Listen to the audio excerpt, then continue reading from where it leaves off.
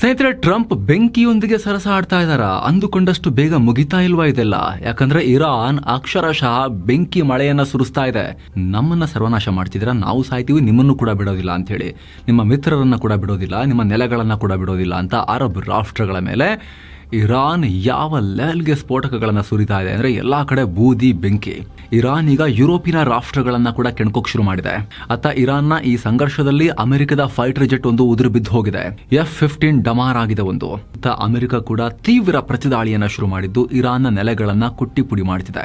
Israel Iran ಜೊತೆಗೆ Lebanon ಮೇಲೂ operation launch ಮಾಡಿದೆ. ಈ ನಡುವೆ ಭಾರತದ ಗೃಹ ಸಚಿವಾಲಯ ಎಲ್ಲ ರಾಜ್ಯಗಳಿಗೆ ದೊಡ್ಡ ಎಚ್ಚರಿಕೆ ಕೊಟ್ಟಿದೆ. ಇದೆಲ್ಲದರ ಮಾಹಿತಿ ನಿಮ್ಮ ಮುಂದೆ ಎಳೆ ಎಳೆಯಾಗಿ ಬಿಚ್ಚಿಡ್ತೇವೆ. ನೀವು ನೋಡ್ತಾ ಇದ್ದೀರಾ ಮಸ್ಮಕ ಚಾನಲ್. ನಾನು ಅಮರ್ ಪ್ರಸಾದ್. ಮೊದಲಿಗೆ ಇರಾನ್ ಏನ್ ಮಾಡ್ತಿದೆ ಇವಾಗ? ಇಷ್ಟೆಲ್ಲ ಪೆಟ್ಟು ತಿಂತಿರೋ ಟೈಮ್ನಲ್ಲಿ, ಇಷ್ಟೆಲ್ಲ ಡ್ಯಾಮೇಜ್ ಆಗಿ ಧ್ವಂಸ ಆಗ್ತಿರೋ ಟೈಮ್ನಲ್ಲಿ ಇರಾನ್ನ ಪ್ರತಿಕ್ರಿಯೆ ಹೇಗಿದೆ? ಖಾಮಿನೈ ಹತ್ಯೆಯಿಂದ ಸೇಡಿನ ಬೆಂಕಿಯಲ್ಲಿ ಕುದಿತಾ ಇರೋ ಇರಾನ್ ಯಾರು ಊಹೆ ಮಾಡದ ರೀತಿಯಲ್ಲಿ ದಾಳಿಗಳನ್ನ ನಡೆಸ್ತಾ ಇದೆ. ಹೋಟೆಲ್, ಸೇನಾ ನೆಲೆ, ಹಡಗುಗಳು ಯಾವುದನ್ನು ಬಿಟ್ಟಿಲ್ಲ. ಟಾಪ್ 40-50 ಟಾಪ್ ಲೀಡರ್ಶಿಪ್ ಅನ್ನ ಮುಗಿಸಿದ್ರು ಕೂಡ, ಆ ಲೀಡರ್ಶಿಪ್ ನ ಟಾಪ್ ತಲೆಯನ್ನೇ ಎತ್ತಿದ್ರು ಕೂಡ ಅಮೆರಿಕನ್ಸ್ ಖಾಮಿನೈ ಮತ್ತು ಅವರ ಫ್ಯಾಮಿಲಿಯನ್ನ ಟೋಟಲ್ ಟಾಪ್ ಲೀಡರ್ಶಿಪ್ ಲೈನ್ ಅನ್ನೇ ಎಲಿಮಿನೇಟ್ ಮಾಡಿದ್ರು ಕೂಡ ಇರಾನ್ ಶರಣಾಗ್ತಾ ಇಲ್ಲ. ಆಲ್ಟರ್ನೇಟಿವ್ ವ್ಯವಸ್ಥೆ ಆಲ್ರೆಡಿ ಮಾಡಿಟ್ಟಂಗೆ ಕಾಣಿಸ್ತಾ ಇದೆ. Plan B, plan C, plan D ತರ ನೆಕ್ಸ್ಟ್ ಯಾರು ಮುನ್ನಡೆಸಬೇಕು ಈ ಯುದ್ಧವನ್ನ ಅಂತ ಹೇಳಿ ಕಂಟಿನ್ಯೂ ಮಾಡಿದ್ದಾರೆ ದಾಳಿಯನ್ನ. ಎಲ್ಲಾ ಕಡೆ ದಾಳಿ. ಈಗ ಕುವೈತ್ ನಲ್ಲಿರೋ ಅಮೆರಿಕ ರಾಯಭಾರ ಕಚೇರಿಯನ್ನ ಧ್ವಂಸ ಮಾಡಿದ್ದಾರೆ. ಡ್ರೋನ್ ಮತ್ತು ಕ್ಷಿಪಣಿ ಮೂಲಕ ದಾಳಿ ಮಾಡಿದ್ದು ಭಾರಿ ಬೆಂಕಿ ಕಂಡು ಬಂದಿದೆ. ಇರಾನ್ ಕಟ್ಟಡದ ಮಧ್ಯ ಭಾಗಕ್ಕೆ ಹೊಡಿತು. ತುಂಬಾ ಡ್ಯಾಮೇಜಸ್ ಆಗಿದೆ ಅಂತ ಕುವೈತ್ ಅಧಿಕಾರಿಗಳು ಹೇಳಿದ್ದಾರೆ. Precision strike. ಇಷ್ಟೆಲ್ಲ ದಾಳಿಯಾಗಿ ನಾಶ ಮಾಡಿದ್ಮೇಲೂ ಕೂಡ, ಸಾವಿರಾರು ಬಾಂಬ್ಗಳನ್ನ ಹಾಕಿದ್ಮೇಲೂ ಕೂಡ ಇರಾನ್ ಹತ್ರ ಪ್ರೆಸಿಷನ್ ಸ್ಟ್ರೈಕ್ ಮಾಡೋ ತಾಕತ್ತಿದೆಯಲ್ಲ, ಅದು ಅಚ್ಚರಿ ಕಾರಣ ಆಗ್ತಾ ಇದೆ. ಇದರ ಬೆನ್ನಲ್ಲೇ ಅಮೆರಿಕ ಕುವೈತ್ ನಲ್ಲಿರೋ ತನ್ನ ಪ್ರಜೆಗಳಿಗೆ ವಾರ್ನಿಂಗ್ ಕೊಟ್ಟಿದೆ. ಯಾರು ಹೊರಗೆ ಬರಬೇಡಿ, ಪರಿಸ್ಥಿತಿ ಕ್ರಿಟಿಕಲ್ ಇದೆ, ಶೆಲ್ಟರ್ ಬಿಟ್ಟು ಹೊರಗೆ ಬರಲೇಬೇಡಿ ಅನ್ನೋ ಸೂಚನೆಯನ್ನು ಹೊರಡಿಸಿದೆ. ಅಷ್ಟೆಲ್ಲ ಕುವೈತ್ ನಲ್ಲಿರುವ ಅಮೆರಿಕದ ಸೇನಾ ನೆಲೆ, ಏರ್ಬೇಸ್, ಪ್ರಮುಖ ಕೇಂದ್ರಗಳನ್ನ ಇರಾನ್ ಟಾರ್ಗೆಟ್ ಮಾಡಿದೆ. ಸೋಮವಾರ ಬೆಳಗ್ಗೆಯಿಂದ ಒಂದೇ ಸಮನೆ ಕುವೈತ್ ರಾಜಧಾನಿಯ ಕಡೆಗೆ ಇರಾನ್ ಡ್ರೋನ್ಗಳು ನುಗ್ಗಿ ಬಂದಿವೆ. ಅವುಗಳಲ್ಲಿ ಬಹುಪಾಲು ಡ್ರೋನ್ಗಳನ್ನ ಕುವೈತ್ ಏರ್ ಡಿಫೆನ್ಸ್ ಸಿಸ್ಟಮ್ ಯಶಸ್ವಿಯಾಗಿ ಹೊಡೆದುರುಳಿಸಿದೆ. ಇನ್ನು ಕೆಲವು ಕಟ್ಟಡಗಳ ಮೇಲೆ ಬಿದ್ದಿವೆ. ಇನ್ನು ಕತರ್ ರಾಜಧಾನಿ ದೋಹಾದಲ್ಲಿ ಸೋಮವಾರ ಮುಂಜಾನೆ ಒಟ್ಟು 2 ಡಜನ್ ಸ್ಫೋಟ ಆಗಿದೆ. ಅನೇಕ ಕಡೆ ಭಾರಿ ಪ್ರಮಾಣದ ಹೊಗೆ ಕಂಡುಬಂದಿದೆ. ಇರಾನ್ನ ಭಾರಿ ಗಾತ್ರದ ಮಿಸೈಲ್ ಡಿಬ್ರೀಸ್ ಸಿಕ್ಕ ಕಡೆ ಉದುರುತ್ತಾ ಈ ಅನಾಹುತವನ್ನ ಸಾರ್ತಾ ಇದ್ದಾವೆ. ಇತ್ತ UAE ಮೇಲಿನ ದಾಳಿಗಳು ಕೂಡ ಕಂಟಿನ್ಯೂ ಆಗಿವೆ. ದುಬೈ, ಶಾರ್ಜಾ ನಗರಗಳಲ್ಲೂ ಕೂಡ ಇರಾನ್ ದಾಳಿ ಮಾಡಿದೆ. ದಟ್ಟ ಹೊಗೆ ಅಲ್ಲೂ ಇಂಡಸ್ಟ್ರಿಯಲ್ ಏರಿಯಾಗಳು ಮತ್ತು ವೇರ್ ಹೌಸ್ಗಳು ಬೆಂಕಿಗೆ ಬೂದಿಯಾಗಿವೆ, ಸುಟ್ಟು ಹೋಗಿವೆ. Amazon data centre AWS, Amazon web services, ಅದರ ಮೇಲೂ ಕೂಡ ಕಮರ್ಷಿಯಲ್ ಡೇಟಾ ಸೆಂಟರ್ ಇದು, ಮಿಲಿಟರಿ ನೆಲ ಎಲ್ಲ, ಅದಕ್ಕೂ ಹೊಡೆದಿದ್ದಾರೆ ಇರಾನ್ ಅವರು. ಐಷಾರಾಮಿ ಕಟ್ಟಡಗಳನ್ನ ಟಾರ್ಗೆಟ್ ಮಾಡಿಕೊಂಡು ನಿಮ್ಮ ಶ್ರೀಮಂತಿಕೆಗೆ ಬೆಂಕಿ ಇಡ್ತೀವಿ ನಾವು ಅಂತ ಹೇಳಿ ಇರಾನ್ ಸುನ್ನಿ ಅರಬ್ ಗಲ್ಫ್ ರಾಷ್ಟ್ರಗಳನ್ನ ಹೊಡಿತಾ ಇದೆ. 106 ಡ್ರೋನ್ಗಳನ್ನ, ಮಿಸೈಲ್ಗಳನ್ನ ಹಾರಿಸ್ತಾ ಇದೆ UAE ಕಡೆಗೆ. ಈ ದಾಳಿಯಲ್ಲಿ ಕನಿಷ್ಠ 3 ಪ್ರಾಣ ಕಳ್ಕೊಂಡಿದ್ದಾರೆ. UAE ನಲ್ಲಿ ಹಲವರು ಗಾಯಗೊಂಡಿದ್ದಾರೆ. ಇನ್ನು ಸೌದಿಯ ಅರಾಮ್ಕೋ, ಸೇನಾ ನೆಲೆ ಅಲ್ಲ ಇದು, ತೈಲ ಘಟಕ ಇದು ಅರಾಮ್ಕೋ, ಅದರ ಘಟಕದ ಮೇಲೂ ಕೂಡ ಇರಾನ್ ಡ್ರೋನ್ ದಾಳಿ ಮಾಡಿದೆ. ಇಲ್ಲೂ ಕೂಡ ಬೆಂಕಿ ಕಾಣಿಸ್ಕೊಂಡಿದೆ. ಹೆಚ್ಚಿನ ಡ್ಯಾಮೇಜಸ್ ಆಗಿಲ್ಲ, ಅದನ್ನ ನಂದಿಸಿದೀವಿ ಅಂತ ಸೌದಿಯವರು ಹೇಳ್ಕೊಳ್ತಾ ಇದ್ದಾರೆ. ಬಟ್ ಟಾರ್ಗೆಟ್ ಮಾಡಿದೆ ಇರಾನ್ ಅದನ್ನ ಕೂಡ. ಇನ್ನು ಇರಾಕ್ನ ಎರ್ಬಿಲ್ ಅನ್ನೋ ಕಡೆ ಅಮೆರಿಕದ ಸೇನಾ ನೆಲೆ ಮೇಲೆ ರಾಕೆಟ್ ದಾಳಿಯಾಗಿದೆ. ಇದನ್ನ ಇರಾನ್ ಮಾಡಿದಲ್ಲ, ಬದಲಿಗೆ ಇದನ್ನ ನಾವೇ ಮಾಡಿದ್ದು, ಇದು ನಮ್ಮ ಪ್ರತಿಕಾರ ಅಂತ ಇರಾನ್ ಬೆಂಬಲಿತ ಮಿಲಿಷಿಯಾಗಳು ಹೇಳ್ಕೊಂಡಿದ್ದಾರೆ. ಹಾಗೆ ಬಾಗ್ದಾದ್ ಮೇಲೂ ಕೂಡ ಡ್ರೋನ್ ದಾಳಿಯಾಗಿದೆ. ಅಲ್ಲಿ ಅಮೆರಿಕ ಪಡೆಗಳನ್ನ ಗುರಿಯಾಗಿಸಿ ದಾಳಿ ಮಾಡಲಾಗಿದೆ. ಈ ಮೂಲಕ ಇರಾನ್ ಕೈಗೆ ಎಷ್ಟು ಎಟಕುತ್ತೋ ಆ ಎಲ್ಲಾ ಗಲ್ಫ್ ರಾಷ್ಟ್ರಗಳಿಗೂ ಇರಾನ್ ಬೆಂಕಿ ಇಡ್ತಾ ಹೋಗ್ತಾ ಇದೆ. ಇನ್ನೊಂದ್ ಕಡೆ ಅಮೆರಿಕದ ಶಕ್ತಿಶಾಲಿ F-15 ಯುದ್ಧ ವಿಮಾನ ನಾಶ ಆಗಿದೆ. ಕುವೈತ್ ಮೂಲಕ ಇರಾನ್ ಮೇಲೆ ದಾಳಿ ಮಾಡುವಾಗ ಅಮೆರಿಕದ ಈ ವಿಮಾನವನ್ನ ಹೊಡೆದುರುಳಿಸಲಾಗಿದೆ. ಹೊಡೆದುರುಳಿಸಿರೋದು ಯಾರು? ಇರಾನ್ ಹೇಳ್ತಾ ಇದೆ ನಾವೇ ಇದನ್ನ ಹೊಡೆದಿರೋದು ಅಂತ. ಆದರೆ ಕೆಲ ಮಾಧ್ಯಮಗಳು ಫ್ರೆಂಡ್ಲಿ ಫೈರ್ನಿಂದ ಆಗಿರೋ ಪತನ ಅಂತಾನೂ ಹೇಳ್ತಿದ್ದಾರೆ.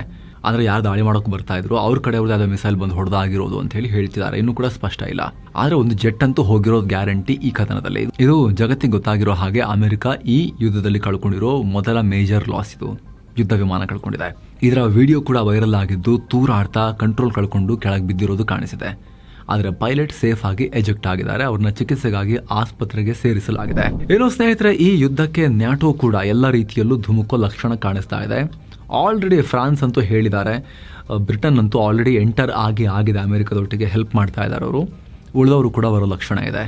ಕೆಲವೇ ಗಂಟೆಗಳ ಹಿಂದೆ ಜರ್ಮನಿ, ಫ್ರಾನ್ಸ್, ಬ್ರಿಟನ್ಗಳ ಬೆದರಿಕೆ ಬಂದ ಬೆನ್ನಲ್ಲೇ ಇರಾನ್ ಈಗ ಯುರೋಪಿಯನ್ನರ ಮೇಲೆ ಹೌದಾ ಬರ್ತೀರಾ, ನಿಮ್ಮೇಲೆ ದಾಳಿ ಮಾಡ್ತೀವಿ ಅಂತ ಹೇಳಿ ಇರಾನ್ ಯುರೋಪಿಯನ್ನರನ್ನ ಕೂಡ ಟಾರ್ಗೆಟ್ ಮಾಡ್ತಾ ಇದ್ದಾರೆ.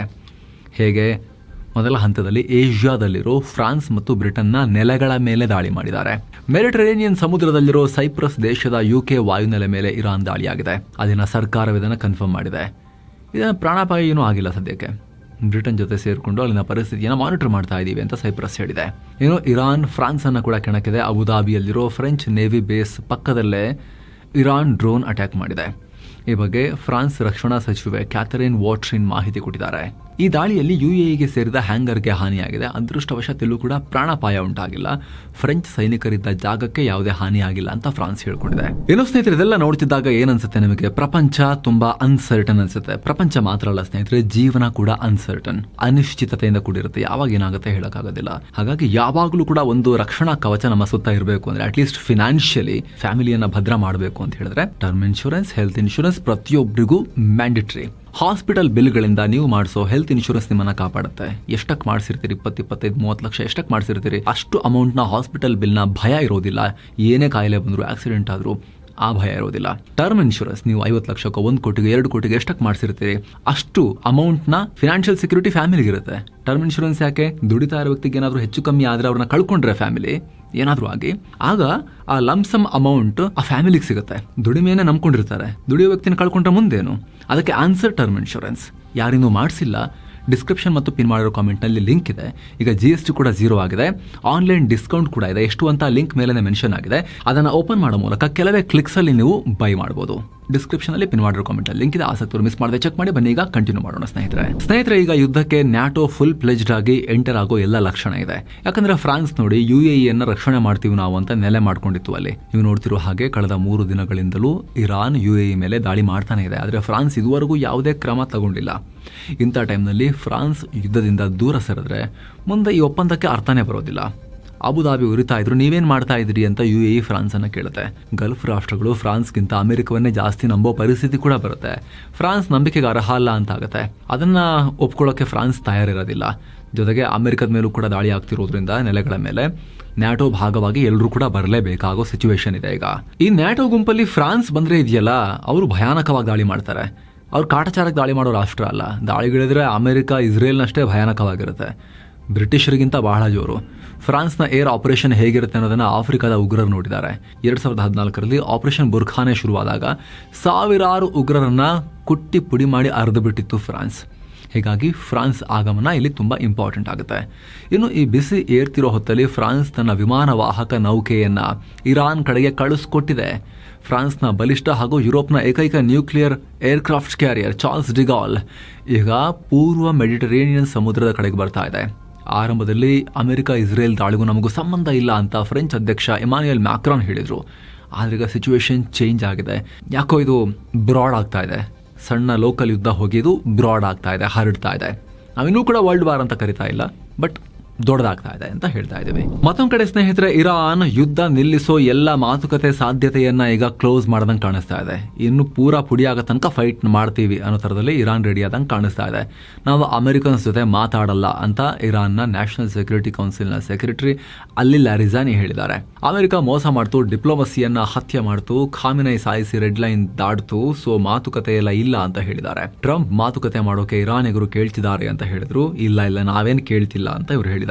ಇನ್ನು ಭಾನುವಾರ ಒಮಾನ್ ಕರಾವಳಿ ಬಂದರಿನಲ್ಲಿ ದಾಳಿ ನಡೆದಿತ್ತಲ್ಲ, ಅದಕ್ಕೆ ಇರಾನ್ ವಿದೇಶಾಂಗ ಸಚಿವ ಅಬ್ಬಾಸ್ ಅರಾಕ್ಚಿ ಸ್ಪಷ್ಟೀಕರಣ ಕೊಟ್ಟಿದ್ದಾರೆ. ಒಮಾನ್ನಲ್ಲಿ ನಡೆದ ಘಟನೆ ಉದ್ದೇಶಪೂರ್ವಕವಲ್ಲ, ಅದು ನಮ್ಮ ಚಾಯ್ಸ್ ಅಲ್ಲ. ಟಾರ್ಗೆಟ್ ಆಯ್ಕೆ ಮಾಡೋ ವಿಚಾರದಲ್ಲಿ ಜಾಗೃತೆಯಿಂದ ಇರಿ ಅಂತ ನಾವು ನಮ್ಮ ಸಶಸ್ತ್ರ ಪಡೆಗಳಿಗೆ ಆಲ್ರೆಡಿ ಹೇಳಿದ್ದೀವಿ ಅಂತ ಹೇಳಿದ್ದಾರೆ. ಅಂದ್ರೆ ಮಿಸ್ಟೇಕ್ ಆಗಿದೆ ಅನ್ನೋ ತರದಲ್ಲಿ ಅವರು ಉತ್ತರ ಕೊಟ್ಟಿದ್ದಾರೆ. ಯಾಕಂದ್ರೆ ಸ್ನೇಹಿತರೆ, ಒಮಾನ್ ಇದೆಯಲ್ಲ, ಈ ಭಾಗದಲ್ಲಿ ನ್ಯೂಟ್ರಲ್ ಅವರು ಯಾವ ಗುಂಪಿಗೂ ಸೇರ್ಕೊಳ್ಳೋದಿಲ್ಲ, ಯಾವ ಹೊಡೆದಾಟಕ್ಕೂ ಬರಲ್ಲ. ಅವರು ಬೇಕಾದ್ರೆ ಸಂಧಾನ ಮಾಡಕ್ಕೆ ಮಧ್ಯದಲ್ಲಿ ಬರ್ತಾರೆ. ಯಾವ ಸಂಘರ್ಷ ನೀವು ಮಾಡ್ಕೊಳ್ಳಿ, ನಾವೆಲ್ಲರೊಟ್ಟಿಗೂ ಚೆನ್ನಾಗಿ ಆರಾಮಾಗಿರ್ತೀವಿ, ವ್ಯವಹಾರ ಮಾಡಿಕೊಂಡು ನಾವು ನಮ್ಮ ಪಾಡಿ ಸೈಡಲ್ಲಿ ಇರ್ತೀವಿ ಅನ್ನೋ ಒಂದು ರಾಷ್ಟ್ರ ಒಮಾನ್. ಅಲ್ಲಿಗೂ ಹಿಟ್ಟಾಯ್ತಲ್ಲ. ಕೇಳಿದಾಗ ಯಾಕೆ ಅಂತ ಕೇಳಿದಾಗ ಇಲ್ಲೆಲ್ಲ ಅದು ಉದ್ದೇಶ ಆ ಥರ ಇರಲಿಲ್ಲ ಅಂತ ಈಗ ಹೇಳ್ಕೊಂಡಿದ್ದಾರೆ ಇವರೀಗ. ಏನೋ ಜಂಟಿ ದಾಳಿಯನ್ನು ಕಂಟಿನ್ಯೂ ಮಾಡಿದ್ದಾರೆ. ಇರಾನ್ನ ಮಧ್ಯಭಾಗದಲ್ಲಿರೋ ಸನಂದಾಜ್ ಸಿಟಿ ಮೇಲೆ ಹೊಸದಾಗಿ ಮಿಸೈಲ್ ದಾಳಿ ಮಾಡಿದ್ದಾರೆ. ಹಲವು ಬಿಲ್ಡಿಂಗ್ಗಳನ್ನು ಧ್ವಂಸ ಮಾಡಿದ್ದಾರೆ. ಏನೋ ತಾವು ಮಾಡಿರೋ ದಾಳಿ ಬಗ್ಗೆ ಇಸ್ರೇಲ್ ಮಾಹಿತಿ ಹಂಚಿಕೊಂಡಿದೆ. ಅಮೆರಿಕ 12 ಗಂಟೆಗಳಲ್ಲಿ 900 ಟಾರ್ಗೆಟ್ ಹೊಡೆದ್ವಿ ಅಂತ ಹೇಳಿತ್ತು. ಈಗ ಇಸ್ರೇಲ್ ಮೊದಲ ದಿನ 2000 ಸ್ಫೋಟಕಗಳನ್ನು 2000 ಬಾಂಬ್ಸ್ ಹಾಕಿದ್ದೀವಿ, 1000 ಟಾರ್ಗೆಟ್ ಹೊಡೆದು ಹಾಕಿದ್ದೀವಿ ಅಂತ ಹೇಳಿದ್ದಾರೆ. ಸೊ ಇರಾನನ್ನ ಕಂಪ್ಲೀಟ್ ಆಗಿ ನಾಶ ಮಾಡ್ತಿದ್ದಾರೆ ಇವರು ಕೂಡ ಸೇರಿಕೊಂಡು. ಇವ್ರು ಹಾಕ್ತಿರೋ ಸ್ಫೋಟಕಗಳ ಲೆಕ್ಕ, ಆಗ್ತಿರೋ ಡ್ಯಾಮೇಜ್ ನೋಡ್ತಾ ಇದ್ರೆ ಇರಾನನ್ನ ಸೀದಾ ತಗೊಂಡು ಹೋಗಿ ಸಿರಿಯಾ ಎಲ್ಲ ಪುಡಿ ಆಯ್ತಲ್ಲ ಪೂರ್ತಿಯಾಗಿ, ಆ ಥರ ಕಂಪ್ಲೀಟ್ ಇರಾಕ್ ಸಿರಿಯಾವನ್ನ ಪುಡಿಗಟ್ಟದ ಹಾಗೆ ಲೆವೆಲ್ ಮಾಡಿಬಿಟ್ಟು ಹೆಂಗೋ ಬದುಕೊಳ್ಳಿ, ಮತ್ತೆ ಕಟ್ಟದಾರೆ ಕಟ್ಕೊಳ್ಳಿ ಅಂತ ಹೇಳಿ ಮತ್ತೆ ಬಿಡ್ತಾರ. ಆ ಮೂಲಕ 9 ಕೋಟಿ ಪಾಪ್ಯುಲೇಷನ್ ಇರೋ ಇರಾನನ್ನ ಇನ್ನೊಂದು ನರಕ ಮಾಡ್ತಾರ. ಮಿಡಲ್ ಈಸ್ಟ್ನಲ್ಲಿ ರಾಜಕೀಯ ಅಸ್ಥಿರತೆ, ಎಲ್ಲೆಂದರಲ್ಲಿ ಗುಂಪುಗಳು ಬೇರೆ ಬೇರೆ ಭಾಗಗಳನ್ನು ಹರಿದು ಹಂಚ್ಕೊಂಡು ಆಳ್ವಿಕೆ ಮಾಡಿಕೊಂಡು ಒಂಥರ ಅಸ್ಥಿರ ಪ್ರದೇಶ, ಆ ಥರ ಮಾಡೋಕೆ ಪ್ಲಾನ್ ಮಾಡಿದಾರ ಅನ್ನೋ ಅನುಮಾನ ಮೂಡ್ತಾ ಇದೆ ಇಲ್ಲಿ. ಇಷ್ಟೊಂದು ದೊಡ್ಡ ಆಪರೇಷನ್ ಅಲ್ಲಿ ಬ್ಯುಸಿ ಆಗಿದ್ರು ಕೂಡ ಇಸ್ರೇಲ್ಗೆ ನಾನಿನ್ನು ಫ್ರೀ ಆಗಿದ್ದೀನಿ, ಏನಾದ್ರು ಮಾಡಬೇಕಲ್ಲ ಅಂತ ಅನಿಸ್ತಾ ಇದೆ ಅಂತ ಕಾಣುತ್ತೆ. ಇನ್ನೊಂದು ರಾಷ್ಟ್ರದ ಮೇಲೆ ದಂಡೆತ್ಕೊಂಡು ಹೋಗಿದ್ದಾರೆ ಇಲ್ಲಿ, ಪಕ್ಕದ ರಾಷ್ಟ್ರದ ಮೇಲೆ. ಲೆಬನಾನ್ನಲ್ಲಿರೋ ಇರಾನ್ನ ಪ್ರಾಕ್ಸಿ ಗುಂಪು ಹೆಜ್ಬುಲಾಗಳನ್ನು ಗುರಿಯಾಗಿಸಿ ಅಲ್ಲೂ ಲೆಬನಾನ್ನಲ್ಲೂ ಏರ್ ಸ್ಟ್ರೈಕ್ ಶುರು ಮಾಡಿದ್ದಾರೆ ಇಸ್ರೇಲ್ನವರು. ಅದರಲ್ಲಿ ಕನಿಷ್ಠ 31 ಹಿಜ್ಬುಲಾಗಳನ್ನು ಹೊಡೆದು ಹಾಕಿದ್ದಾರೆ. 149 ಹಿಜ್ಬುಲಾಗಳು ಗಾಯಗೊಂಡಿದ್ದಾರೆ. ಹಾಗೆ ಹಿಜ್ಬುಲಾಗಳ ಟಾಪ್ ನಾಯಕ ಹಾಗೂ ಲೆಬನಾನ್ ಸಂಸದ ಕೂಡ ಆಗಿರೋ ಮೊಹಮ್ಮದ್ ರಾದ್ನನ್ನ ಹತ್ಯೆ ಮಾಡಲಾಗಿದೆ. ಹೀಗಂತ ಇಸ್ರೇಲ್ ಮತ್ತು ಲೆಬನಾನ್ ಎರಡೂ ಕಡೆಯವರು ಕನ್ಫರ್ಮ್ ಮಾಡಿದ್ದಾರೆ. ಈ ದಾಳಿ ನಡೆಯೋಕ್ಕೂ ಮುಂಚೆ ಇಸ್ರೇಲ್ ಮೇಲೆ ಮಧ್ಯರಾತ್ರಿಯಲ್ಲಿ ಲೆಬನಾನ್ ಕಡೆಯಿಂದ ರಾಕೆಟ್ಗಳು ಬಂದು ಬಿದ್ದಿದ್ವು. ಇದಕ್ಕೆ ರೊಚ್ಚುಗೆದ್ದ ಇಸ್ರೇಲ್ ಲೆಬನಾನ್ನ ಸುಮಾರು 53 ನಗರ ಮತ್ತು ಹಳ್ಳಿಗಳಲ್ಲಿರೋ ಜನರಿಗೆ ಸ್ಥಳಾಂತರ ಆಗಿ ಅಂತ ಸೂಚನೆ ಕೊಡ್ತು. ಆಗ ರಾತ್ರೋರಾತ್ರಿ ಸಾವಿರಾರು ಲೆಬನಾನ್ ನಿವಾಸಿಗಳು ಸ್ಥಳಾಂತರಗೊಂಡರು. ಅದರ ಬೆನ್ನಲ್ಲೇ ಲೆಬನಾನ್ ಮೇಲೆ ಇಸ್ರೇಲ್ ಸ್ಫೋಟಕಗಳನ್ನು ಸುರಿಯೋಕೆ ಶುರು ಮಾಡಿದೆ. ಇದೆಲ್ಲದರ ನಡುವೆ ಬಹ್ರೇನ್ನಲ್ಲಿ ಒಂದು ವಿಚಿತ್ರ ಘಟನೆಯಾಗಿದೆ. ಬಹ್ರೇನ್ ಮೇಲೆ ಇರಾನ್ ದಾಳಿ ಮಾಡಿದ್ದಕ್ಕೆ ಅಲ್ಲಿನ ಜನ ದೊಡ್ಡ ಪ್ರಮಾಣದಲ್ಲಿ ಸಂಭ್ರಮ ಮಾಡಿದ್ದಾರೆ. ಕಾರಣ ಬಹ್ರೇನ್ನಲ್ಲಿ 60% ಶಿಯಾಗಳಿದ್ದಾರೆ. ಮೊದಲಿಂದಲೂ ಇಲ್ಲಿ ಸುನ್ನಿ ಮತ್ತು ಶಿಯಾಗಳ ನಡುವೆ ದ್ವೇಷ.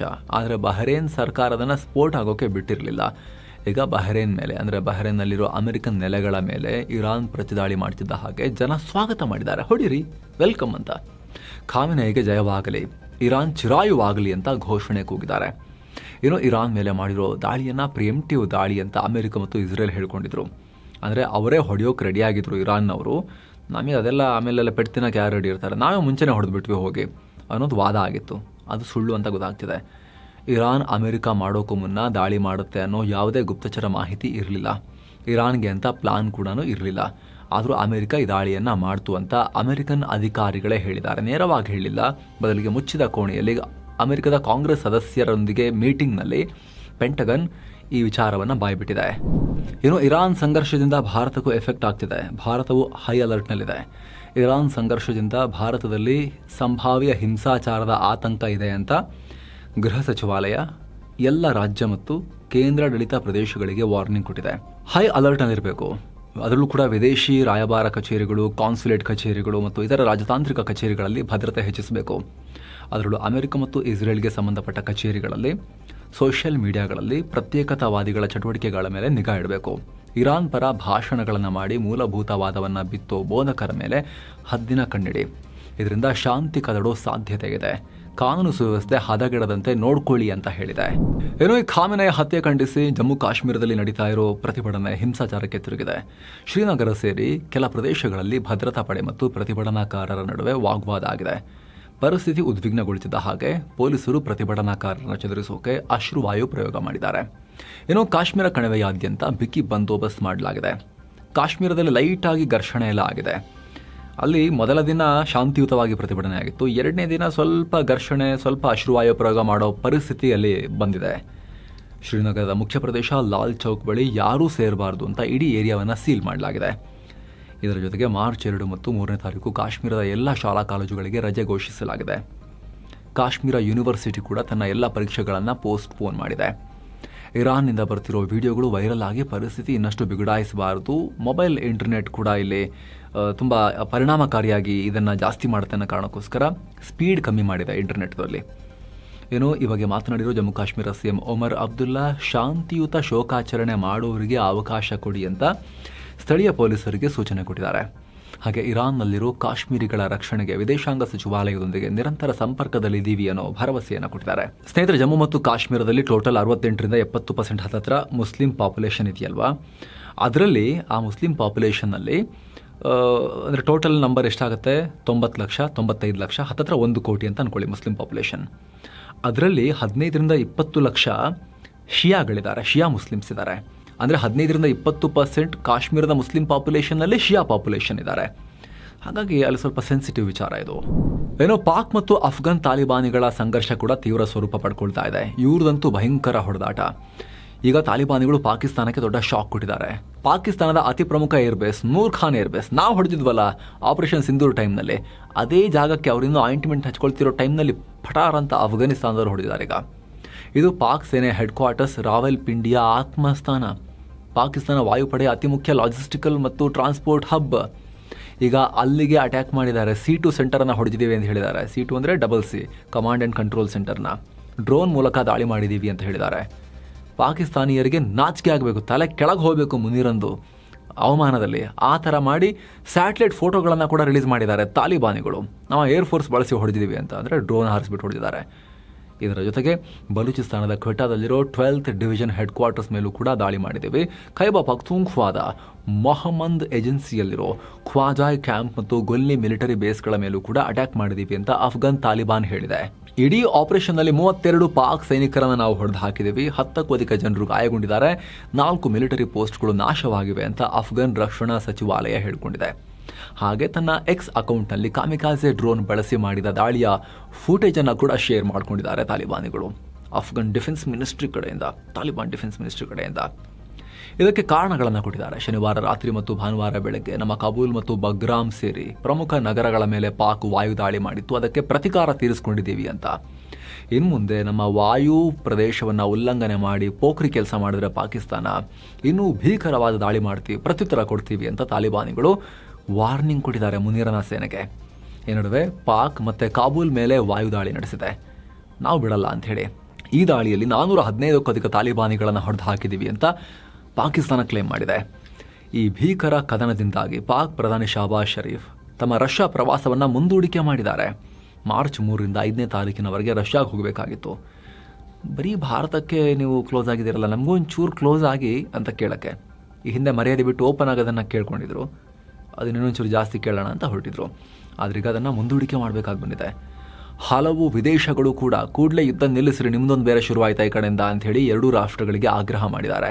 ಆದರೆ ಶತ್ರುಗಳನ್ನು ನರಕ ಕಟ್ತೀವಿ, ಯಾರನ್ನೂ ಬಿಡೋದಿಲ್ಲ, ದೇವರು ನಮ್ಮೊಂದಿಗಿದ್ದಾರೆ ಅಂಥೇಳಿ ಯಾರು ಹೇಳಿದ್ದಾರೆ? ಇಬ್ಬರೂ ಹೇಳಿದ್ದಾರೆ. ತಾಲಿಬಾನಿಗಳು ಸೇಮ್ ಲೈನ್ ಹೇಳಿದ್ದಾರೆ, ಪಾಕಿಸ್ತಾನದವರು ಅದನ್ನೇ ಹೇಳ್ಕೊಂಡಿದ್ದಾರೆ. ಈ ಯುದ್ಧ ಮಾಡಬೇಕಾದ್ರೂ ಇವರು ದೇವ್ರನ್ನ ಬಿಡೋದಿಲ್ಲ. ಇವರು ಎರಡೂ ಕಡೆಯವರು ಕ್ಲೇಮ್ ಮಾಡ್ಕೊತಿದ್ದಾರೆ, ನಮ್ಮ ಕಡೆ ಇದ್ದಾರೆ ನಿಮ್ಮ ನರಕ ಕಳಿಸ್ತೀವಿ, ಇಲ್ಲ ನಮ್ಮ ಕಡೆ ಇದ್ದಾರೆ ನಿಮ್ಮ ನರಕ ಕಳಿಸ್ತೀವಿ ಅಂಥೇಳಿ. ಅಫ್ಘಾನಿಸ್ತಾನ್, ಪಾಕಿಸ್ತಾನ್. ಏನೋ ಸ್ನೇಹಿತರೆ, ಆಯತುಲ್ಲಾ ಅಲಿ ಖಾಮಿನೈ ಸಾವು ಪಾಕಿಸ್ತಾನವನ್ನು ಮತ್ತಷ್ಟು ಅಸ್ಥಿರ ಮಾಡ್ತಾ ಇದೆ. ಪೊಲೀಸರು ಹಾಗೂ ಪ್ರತಿಭಟನಾಕಾರರ ನಡುವಿನ ಈ ಘರ್ಷಣೆಯಲ್ಲಿ ಈವರೆಗೆ ಕನಿಷ್ಠ 30 ಜನ ಪ್ರಾಣ ಕಳ್ಕೊಂಡಿದ್ದಾರೆ, 60ಕ್ಕೂ ಅಧಿಕ ಜನ ಗಾಯಗೊಂಡಿದ್ದಾರೆ. ಕರಾಚಿ ಅಮೆರಿಕದ ಕಾನ್ಸುಲೇಟ್ ಕಚೇರಿ ಮೇಲೆ ದಾಳಿ ಮಾಡಿದ್ದಾಯಿತು. ಈಗ ಲಾಹೋರ್ನಲ್ಲಿರುವ ಅಮೆರಿಕದ ಕಾನ್ಸುಲೇಟ್ ಕಚೇರಿ ಮೇಲೂ ಕೂಡ ಸಾವಿರಾರು ಪ್ರತಿಭಟನಾಕಾರರು ದಾಳಿ ಮಾಡಿದ್ದಾರೆ, ಬೆಂಕಿ ಹಾಕಿ ದೊಡ್ಡ ದಾಂಧಲೆ ಮಾಡಿದ್ದಾರೆ. ಪರಿಸ್ಥಿತಿ ಕೈಮೀರಿ ಹೋಗ್ತಿರೋದ್ರಿಂದ ಅಮೆರಿಕ ಸದ್ಯ ಪಾಕ್ನಲ್ಲಿರೋ ತನ್ನೆಲ್ಲ ರಾಜತಾಂತ್ರಿಕ ಕಚೇರಿಗಳನ್ನು ಬಂದ್ ಮಾಡಿದೆ.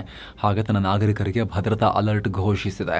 ಇತ್ತ ಗಿಲ್ಗಿಟ್ ಬಾಲ್ಟಿಸ್ತಾನ್, ಇದೇನು POK ವ್ಯಾಪ್ತಿಯಲ್ಲಿ ಬರುತ್ತೆ, ಇದು ಅಲ್ಲಿರೋ ಸ್ಕರ್ದು ನಗರದಲ್ಲಿರೋ ವಿಶ್ವಸಂಸ್ಥೆ ಕಚೇರಿಗೂ ಬೆಂಕಿ ಇಟ್ಟಿದ್ದಾರೆ. ಪರಿಣಾಮ ಕಚೇರಿ ಪಕ್ಕದಲ್ಲಿದ್ದ ಕಟ್ಟಡಗಳಿಗೆ ಡ್ಯಾಮೇಜ್ ಆಗಿದೆ. ಈ ಗಲಭೆಯಾಗಿ 11 ಮಂದಿ ಪ್ರಾಣ ಕಳ್ಕೊಂಡಿದ್ದಾರೆ ಅಂತ ಸ್ಥಳೀಯ ಸರ್ಕಾರ ಮಾಹಿತಿ ಕೊಟ್ಟಿದೆ. ಪಾಕಿಸ್ತಾನಕ್ಕೆ ಯಾರನ್ನು ಸುಮ್ಮನಿರಿಸಬೇಕು ಗೊತ್ತಾಗ್ತಾ ಇಲ್ಲ, ಯಾರ ಪರ ಮಾತಾಡಬೇಕು ಗೊತ್ತಾಗ್ತಾ ಇಲ್ಲ, ಎಲ್ಲಿ ಬೆಂಕಿ ನಂದಿಸಬೇಕು ಅಂತ ಗೊತ್ತಾಗ್ತಿಲ್ಲ. ಆ ಕಡೆ ಇರಾನ್ ಹತ್ರ ಮಾತಾಡೋದ, ಅವ್ರಿಗೆ ಸಮಾಧಾನ ಮಾಡೋದ, ಬಾರ್ಡರ್ ಬೇರೆ ಶೇರ್ ಮಾಡ್ತಾರೆ. ಆ ಕಡೆ ಸೌದಿಗೆ ರಕ್ಷಣಾ ಒಪ್ಪಂದದ ಪ್ರಕಾರ ಹೆಲ್ಪ್ ಮಾಡೋಕ್ಕೆ ಹೋಗೋದ, ಅಡ್ಡ ನಿಂತ್ಕೊಂಡಿರೋ ತಾಲಿಬಾನಿಗಳನ್ನು ಮ್ಯಾನೇಜ್ ಮಾಡೋದ, ಈ ಕಡೆ ಭಾರತದ ಕಡೆ ಕಣ್ಣಿಡೋದ, ಒಳಗಡೆ ಹರಿದು ಇಂಟರ್ನಲ್ ಬ್ಲೀಡಿಂಗ್ ಮಾಡ್ತಿರೋ ಉಗ್ರಗಾಮಿಗಳನ್ನು ನೋಡೋದ, ಅಥವಾ ಖಾಮಿನೈ ಪರವಾಗಿ ಮಾಡ್ತಿರೋ ಪ್ರತಿಭಟನೆ ಮಾಡ್ತಿರೋ ಧಾರ್ಮಿಕ ಮೂಲಭೂತವಾದಿಗಳನ್ನು ಸಮಾಧಾನ ಮಾಡೋದ, ಏನು ಗೊತ್ತಾಗ್ತಿಲ್ಲ ಅವರಿಗೆ.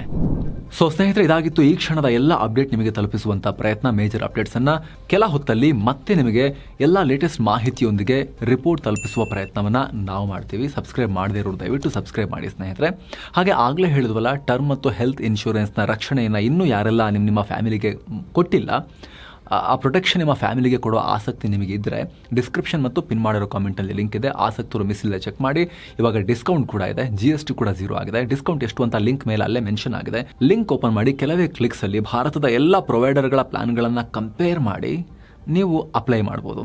ಆಸಕ್ತರು ಮಿಸ್ ಇಲ್ಲದೆ ವಿಡಿಯೋ ಕೆಳಗಿರೋ ಡಿಸ್ಕ್ರಿಪ್ಷನ್ ಮತ್ತು ಪಿನ್ ಮಾಡಿರೋ ಕಾಮೆಂಟನ್ನು ಚೆಕ್ ಮಾಡಿ. ಮತ್ತೆ ಭೇಟಿ ಆಗ್ತಿರೋಣ ಸ್ನೇಹಿತರೆ. ನಮಸ್ತೆ.